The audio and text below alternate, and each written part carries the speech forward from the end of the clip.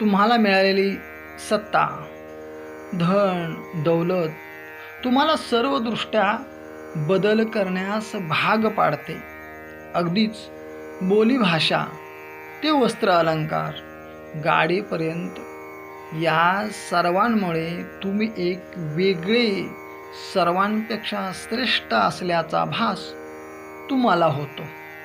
त्या झोपडीमध्ये, त्या घरामध्ये पूर्वी येणाऱ्यांचा जसा आदर करत होता, जसे तुम्ही स्वागत करत होता अगदीच हसतमुखाने, तसा आता या बंगल्यामध्ये होत नाही.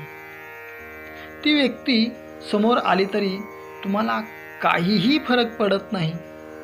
तुम्ही तर तुमच्याच वेडात मग्न असता.